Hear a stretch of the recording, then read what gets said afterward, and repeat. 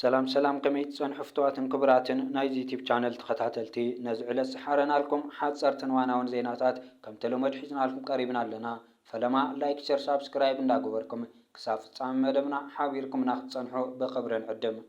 ኣብዚ ሕዝና ይንርከብ ዘለና ኤርትራ ዓበይት ዓወታት ምዝጊባ ትርከባላ ኣብዚ ቅንያት ንህንጸት ኣባይቲ ዝምልከት ደረቕ ስእልታትን ቪድዮታትን ተዘርጊሑ ይርከባሎ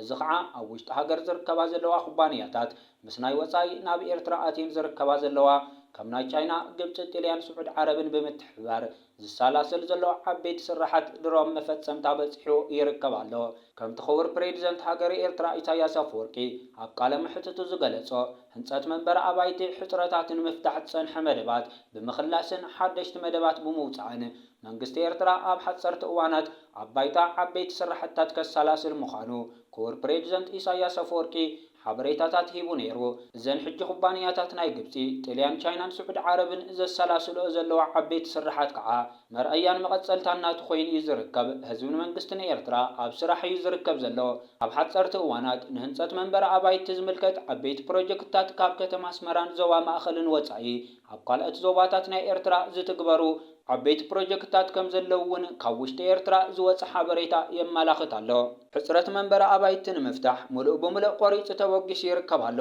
ኣብዚ ሕጂ እዋን አንጻር ኤርትራን መንግስትን ኤርትራን ዝግበር ዝነበረ በሃገራት ምዕራብ ተጻብኦታትን ካልእ መሓለኻታትን ይፍታሕ ኣብ ዘለወሉ እዋንን ሰዓትን ኤርትራ ኣብ ተስፋ ዘለዎ መድረኽ ረጊጻ ትርከባላ ንህዝብን መንግስትን ኤርትራ ዝግበር ዝነበረ መሓንቆታት ኣብ ቁጠባ ሃገርን ኣብ ህንጸት ሃገርን ዓብይ ሃሰያ ከውርድ ጸንሐ ኮይኑ እዚ ብምዕራባዊ ዓለም ኣብ ልዕሊ ኤርትራ ዝግበር ዝነበረ ተጻብኦታትን መሓንቆታትን ደው ኣብ ዝበለሉ ዘሎ እዋን ኤርትራ ኣብ ሓጸርቲ እዋናት ኣበይ ክትበጽሕ እያ ዝብል ከዓ ሓቢርና ክንከታተልን ክንዕዘቦን ኢና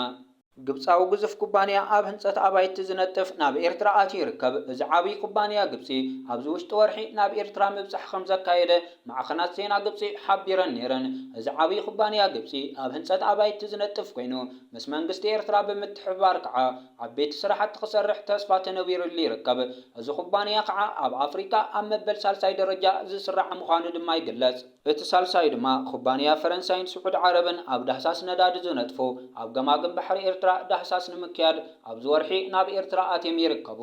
እቲ ራብዓይ ድማ ፍሉይ ልኡኽ ስዊዘርላንድ ኣብ ቀርኒ ኣፍሪካ ምስ ሚኒስትር ዜና ኤርትራ ኣቶ የማነ ገብረ መስቀል ብምርኻብ ኤርትራ ኣብ ዞባ ቀርኒ ኣፍሪካን ማያት ቀይሕ ባሕርን ንምርግጋእ ወሳኒት ሃገር ምዃና መልእኽቲ ኣሕሊፉ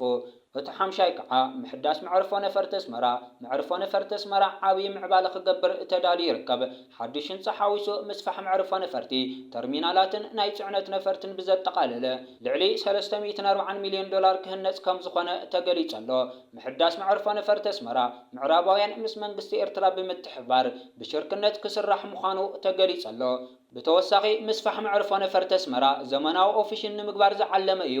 ምሕዳስ መዕርፎ ነፈርቲ ኣስመራ ካብቲ ሕጂ ዘሎ ዓቕሙ ዓመታዊ እስካብ 2.5 ሚልዮን ገያሹ ከእንግድን ኣብዚ እዋን ካብ ዘለዎ ዓቕሙ ብተወሳኺ ድማ ንኣስታት 5,000 ዝግመት ሓድሽ ናይ ቢዝነስ ዕድላት ክፈጥር እዩ ዕድላት ንግድን ዕብየት ቱሪዝምን ከምኡውን ምውሳኽ ትራፊክ ኣየር ካርጎ ኣብ ቁጠባ ኤርትራ ብሓፈሻ 1.5 ሚእታዊት ዕብየት ከርኢ ድማ ትጽቢት ይግበረሉ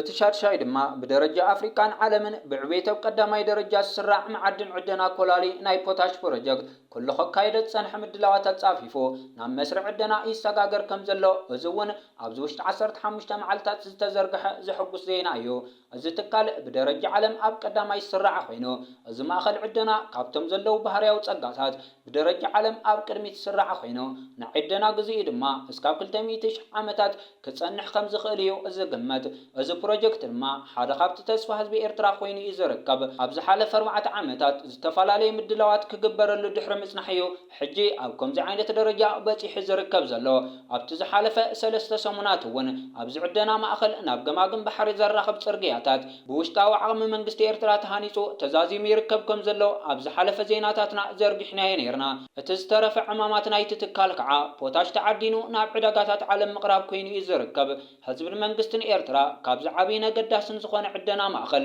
ዓብይ ተስፋታት ዘለዎ ኮይኑ ከምቲ ስዑድ ዓረብ ብነዳዲ ኣቢላ ኣብ ከምዚ ደረጃ በጺሓ ዘላ ኤርትራ ከዓ በዚ ካብኡ ትዕድኖ ፖታሽ ኣቢላ ሙሉእ ብምሉእ ስርበት ተኻውነት ብምቐየሮ ክትከውን ምዃና ዝተፈላለየ ትንታነታት ክቐርቡ ጸኒሖም ኣለዎ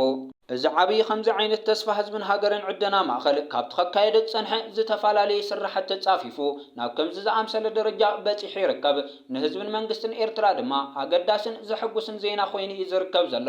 ኣብዚ ሕጂ እዋን ኤርትራ መዳይ ዕደና ተኸተለ ዘላ ንጹር ፖሊስን ኣካይዳን ንዝተፈላለየ ሃገራት ዓለምን ዓበይቲ ኩባንያታት ዓለምናን መስሕብ ኮይና ትርከብ ዘላ ሃገር እያ። እቲ ፖታሽ ብቐጥታ ምስ ወፀ ድማ ናብ ገማግም ባሕሪ ዝኸደሉ ጽርግያ ድማ ተሃኒጹ ይርከብ። ኣብቲ ገማግም ባሕሪ እውን ጽርግያታትን ካልኦት ነገራትን ዘዳለው ማሽነሪታት ተዋዲዶም ይርከቡ ኣለዎ። እቲ ዝተረፈ ድማ ኤርትራ ፈላማይ ፖታሽ ናብ ዕዳጋ ዓለም ኣቕሪባ ዝብል ዜናታት ክንሰምዕ ጥራይ እዩ ትፅቢት ንገብር ዘለና። እቲ ሻውዓይ ድማ ርክብ ኤርትራን ኣሜሪካን ኣብ ኒውዮርክ ላዕለዋይ ኣማኻሪ ፕሬዚደንት ኣሜሪካ ዶናልድ ትራምፕ ጎኒ ጎኒ ዋዕላ ሕቡራት ሃገራት ሚኒስተር ጉዳያት ወፃኢ ኤርትራ ዑስማን ሳልሕ ከም ዝረኸቦን ኣብ ክልቲኣዊ ርክባት ከም ዝዘተዩ እውን ኣብዚ ሰሙን ካብ ዝተሰምዑ ዓበይቲ ዜናታት ሓደ እዩ።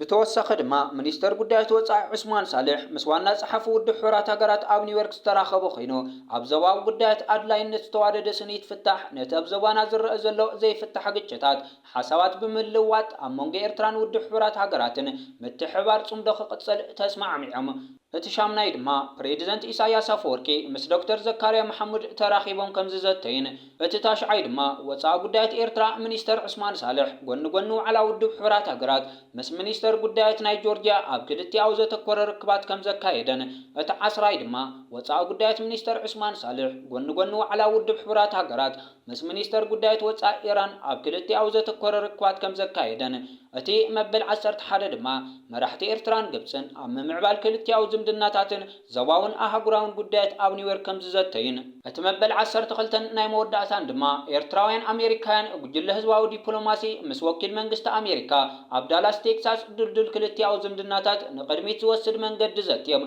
ዝሓለፈ ስርዓት ኣሜሪካ ኣብ ልዕሊ ህዝብን ሃገርን ዝፈጸምዎ በደላት ጸብጺብካ ዝውዳእ ኣይኮነን። ንኤርትራ ከም ሓንቲ ዝፈረሰት ሃገር ኣምሲልካ ብመራኸቢታቶም ንልዕሊ 3 ዓመታት ጎስጓሳት ዘካየዱ ኮይኖም እታ ሎሙደ ጽባሕ ክትወድቕ እያ ዝብልዋ ዝነበረት ኤርትራ ከዓ ካብ መትከላኸይ ወፀት ከም ዓረ ክትተርር ትረአላ።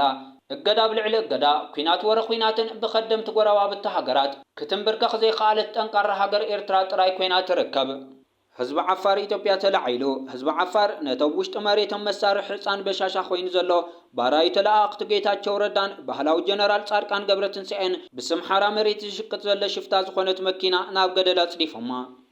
ዋሽንግተን ዲሲ ዕጡቕ ጉጅለ ሓማስ ዝቐረበሉ ዕማመ ምቁራጽ ተኽሲ ክቕበል ኣሜሪካ ጠንቂቓ። ዕጡቕ ጉጅለ ሓማስ ኣብ ውሽጢ 72 ሰዓታት ኣሜሪካ ዘዳለወት ዕማመ ሰላም ክቕበል መጠንቀቕታ ተባሂብዎ። በአሜሪካ ተዳልዩ በቀዳማይ ሚኒስትር እስራኤል ቤንያሚን ኔታንያሁ ተቀባልነት ዝረኸበ ዕማመ ሰላም ተኽሱ ደው ክብል ብሓማስ ተጨወይ ክፍትሑ እስራኤል ካብ ዝሓዘቶም ግዛኣታት ጋዛ ክትወፅእ ዳግመ ህንፀት ጋዛ ብናይ ቅድም ቀዳማይ ሚኒስትር እንግሊዝ ቶኒ ብሌር ክምራሕን ዝብሉ ነጥብታት ዝሓዘ ምዃኑ ተገሊጹ። ኩናት ኣብ መንጎ ሓይልታት መንግስትን ዕጡቃት ፋኖን ኣብዚ ሰሙን ኣብ ክልል ኣምሓራ ዞባ ሰሜን ወሎ ወረዳ ጉባላፍቶ ኣብ ዝርከብ ማእኸል ጥዕና ብዝተፈጸመ መጥቃዕቲ ድሮን ሓንቲ ነፍሰ ጡር እትርከቦም 4 ሲቪላውያን ከም ዝሞቱ መሰኻኽር ዓይንን ምንጭታት ሕክምናን ንቢቢሲ ኣምሓርኛ ሓቢሮም። ኣብ ኮንጎ ፕሬዚደንት ነበር ጆሴፍ ካቢላ ብገበን ኩናት ንሞት ተፈሪዱ። ፕሬዚደንት ዲሞክራሲያዊት ሪፐብሊክ ኮንጎ ዝነበረ ጆሴፍ ካቢላ ብገበናት ኩናትን ክድዓትን ተኸሲሱ ብኣካል ኣብ ዘይተረኸበሉ መጋበያ ንሞት ተፈሪዱ። ኣብ ልዕሊ ጆሴፍ ካቢላ ዝተመስረተ ክሲ ኣብ መላእ ምብራቃዊ ዞባ ናይቲ ሃገር ዕንወት ንዘስዕብ ዕጡቕ ጉጅለ M23 ክድግፍ ጸኒሑ ዝብል እዩ። ወታደራዊ ቤት ፍርዲ ብዓርበብ ዘካየደ መጋበያ ብክድዓት ገበናት አንጻር ሰብኣውነት ከምኡ እውን ገበናት ኩናት ቅትለት ጸጣዊ መጥቃዕቲ ምስ ስቃይን ናዕብን ብዝቀረበሉ ክሲ እዩ ብሞት ክቅጻዕ ፍርዲ ሂቡ። ጆሴፍ ካቢላ ነቲ ክሲ ነጺግዎ ነብሱ ንምክልኻል ግን ኣብቲ ቤት ፍርዲ ይቀረበን። እቲ ፕሬዚደንት ነበር ነቲ ክሲ ብፊታ ብሔር ከም ዝተገበረ ብምንጻግ ንኣብያተ ፍርዲ ከም መሳርሒ ጭቆና ይጥቀምሉ ከም ዘለው ኾኒኑ ንሱ ኣብዚ ሕጂ እዋን ኣበይ ከም ዘሎ ኣይፍለጥን። እምበኣር ከስ ነዚ ዕለት ዝሓረናልኩም ሓፀርትን ዋናውን ዜናታት ነዞም ተኸታተልኩሞም ይመስሉ ነይሮም። ቀጻሊ ብኻልኦት ሓበሬታታት ክሳብ ንራኸብ ሰሰናዩ።